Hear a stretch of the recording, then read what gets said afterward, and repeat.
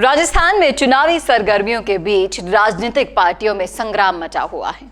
To party state तो कहा जाता है राजस्थान को, लेकिन अभी कितने टुकड़ों में बटा हुआ है इसका अंदाजा लगाना मुश्किल है। और सारी पार्टियों की नजर बनी है पूर्वी राजस्थान पे। किसी न किसी तरीके से हर कोई इसे अपना गढ़ बनाना चाहता है। जहां बीजेपी ने एक और ट्रिपल अटैक किया यहां पर, वहां आप प्रियंका गांधी की रैली को देख लीजिए, जो गुर्जर मीणा वोट को साधने के लिए निकली। पर कैसे साधेगी 42 सीटों का समीकरण प्रियंका गांधी, बताऊंगी आपको इस वीडियो में, इसलिए लास्ट तक जुड़े रहिएगा मेरे साथ। नमस्कार, मैं हूं चेतना शर्मा आपके साथ और आप देखना शुरू कर चुके हैं राजस्थान संवाद। राजस्थान विधानसभा चुनाव 2023 में पीएम नरेंद्र मोदी और कांग्रेस नेता राहुल गांधी तो अपनी रैलियां कर चुके और अब बारी थी प्रियंका गांधी की। कांग्रेस की राष्ट्रीय महासचिव प्रियंका गांधी राजस्थान के दौसा जिले से शंखनाद करने पहुंची। उसके बाद राजस्थान कांग्रेस प्रत्याशियों की पहली सूची जारी होने की भी संभावनाएं हैं। कांग्रेस महासचिव प्रियंका गांधी दौसा जिले के सिकराय में जनसभा को संबोधित करते हुए गुर्जर और मीणा के जातीय समीकरण को साधने आई थी, ये जगत जाहिर हो चुका है। दौसा में मीणा गुर्जर वोटर्स कांग्रेस का वोट बैंक भी रहे हैं और स्वर्गीय राजेश पायलट के जमाने से ही ये दोनों जातियां कांग्रेस को वोट देती आई हैं। विधानसभा चुनाव 2018 की बात करें तो कांग्रेस ने एक तरफा जीत हासिल की थी और प्रियंका गांधी की जनसभा का असर पूर्वी राजस्थान के पूरी 42 सीटों पर पड़ेगा। दौसा सचिन पायलट के पिता राजेश पायलट की कर्मस्थली रहा है। ऐसे प्रियंका गांधी की जनसभा के लिए सचिन पायलट भी बेहद सक्रिय उनके साथ दिखाई दिए। और सियासी जानकारों की माने तो प्रियंका गांधी सिकराय के कांदोली में जनसभा के जरिए जयपुर ग्रामीण के अलावा दौसा, अलवर, करौली, सवाई माधोपुर और भरतपुर की 42 विधानसभाओं को साधने आई थी। इन सभा में इन जिलों के 18 विधानसभा क्षेत्रों में सर्वाधिक भीड़ जुटाने का लक्ष्य भी रखा गया था। पूर्वी राजस्थान की बात करें तो कांग्रेस ने विधानसभा चुनाव 2018 में बम्पर जीत यहां हासिल की थी और 42 सीटों में से कांग्रेस का 25 और 13 समर्थकों सहित कुल 37 सीटों पर कब्जा रहा। और बीजेपी की बात करें तो बीजेपी के पास मात्र 5 सीटें थी। सियासी जानकारों का कहना है कि प्रियंका गांधी की जनसभा के जरिए कांग्रेस अपनी पार्टी की यहां पकड़ बरकरार रखना चाहती है। प्रियंका गांधी से पहले ईआरसीपी के मुद्दे पर कांग्रेस के राष्ट्रीय अध्यक्ष मल्लिकार्जुन खड़गे ने भी केंद्र पर हमला बोला था। ऐसा माना जा रहा है कि प्रियंका गांधी ईआरसीपी के जरिए मोदी सरकार को निशाने पर रखना चाहती हैं। आपको बता दूं कि पूर्व राजस्थान की जीवनदायिनी ईआरसीपी परियोजना को राष्ट्रीय प्रोजेक्ट ना घोषित करने पर 13 जिलों में पानी की कमी बनी है और इसे ही कांग्रेस पार्टी मुद्दा बनाकर भुनाना चाह रही है। और ऐसा माना जा रहा है कि कांग्रेस के पास अभी सिर्फ और सिर्फ ईआरसीपी ही एक ऐसा विकल्प बचा है जो वो केंद्र पर यानी कि बीजेपी पर साध सकती है। राजस्थान विधानसभा चुनाव 2023 में नरेंद्र मोदी और कांग्रेस नेता राहुल गांधी के बाद प्रियंका गांधी की बारी आई थी। और राजस्थान के दौसा में उन्होंने क्यों चूज किया दौसा?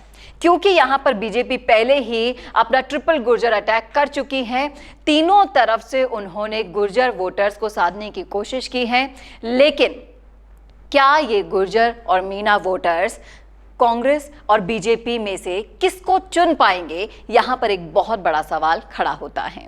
माना तो ये सचिन पायलट का गढ़ जाता है और सबकी निगाहें यानी कि ईगल आईज जो बनी हुई है सचिन के गढ़ पर ही बनी हुई है इस बार। और पिछले विधानसभा चुनाव की बात करें तो बहुत सी सीटें ऐसी थी जहां पर सचिन के पायलट के काम की बदौलत, चेहरे की बदौलत ही कांग्रेस आ गई थी। और बहुत सारी सीटें ऐसी हैं, यानी कि आप लालसोट ले लीजिए, राजगढ़, लक्ष्मणगढ़, थानागाजी, हिंडौन, बामनवास, रामगढ़, टोडा भीम, बस्सी, नदबई, आमेर, जम्वा रामगढ़, चाकसो, इन सब विधानसभा क्षेत्रों पर इनका देखा गया था प्रभाव और इन्हीं गढ़ों से कार्यकर्ताओं को इस रैली में बुलाया भी गया था। केंद्र सरकार की राजस्थान कैनाल प्रोजेक्ट यानी कि ईआरसीपी को चुनावी मुद्दा इन्होंने बना तो लिया है, लेकिन इसे भुना कितना पाएंगे, यहां पर यह सवाल भी खड़ा होता है। देखिए, दौसा जिला सचिन पायलट का गढ़ है और दौसा से ही राजेश पायलट कई बार सांसद भी बने और केंद्र में मंत्री भी बने थे और उनके जो मजबूत जनाधार हैं वो सचिन पायलट के साथ भी है, ये सभी को पता है। और प्रियंका गांधी की जनसभा को सफल बनाने के लिए सचिन पायलट भी बहुत मेहनत करते हुए दिखाई दे रहे थे और सिकराय से गहलोत समर्थित महिला बाल विकास मंत्री ममता भूपेश चुनाव लड़ सकती हैं और सचिन पायलट का उनकी दीवानगी का फायदा ममता भूपेश को मिल सकता है। गुर्जर वोटर्स हार और जीत का फैसला यहां करते आए हैं। ऐसे में सचिन पायलट के जो चाहने वाले हैं वो मंत्री यानी कि ममता भूपेश को चुन सकते हैं अपने लिए। ममता को पायलट की जो दीवानगी है, जो लोकप्रियता है, वो भुनाने का भी यहां पर मौका मिल सकता है। तो ये सारे समीकरण साधने प्रियंका गांधी दौसा जिले पहुंची थी और कहीं ना कहीं पायलट की लोकप्रियता को भुनाए बिना कांग्रेस के आला कमान कुछ नहीं कर सकते, ये साफ जगजाहिर था। अब आप कहीं पे भी ले लीजिए, सभी ने, चाहे से पीएम मोदी हो, हनुमान बेनीवाल हो, सब के सब अटैक कर रहे हैं पूर्वी राजस्थान पर। और पूर्वी राजस्थान पर अगर किसी का कब्जा जमा हुआ है वो है सिर्फ और सिर्फ सचिन पायलट।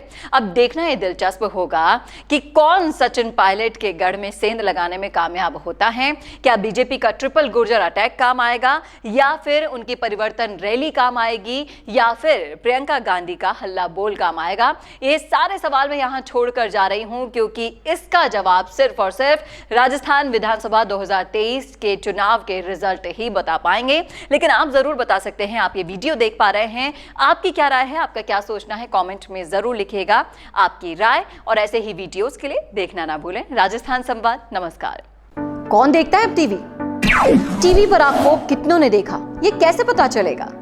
घर घर इंटरनेट पहुंचने के बाद अब सब कुछ है डिजिटल। आपका वीडियो कितनों ने देखा ये हर पल आपको पता चलेगा, इसलिए डिजिटल मीडिया में बनाइए अपनी पहचान।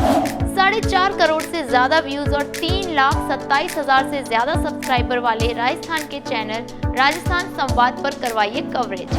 ज्यादा जानकारी के लिए व्हाट्सएप करें 7339900549 पर।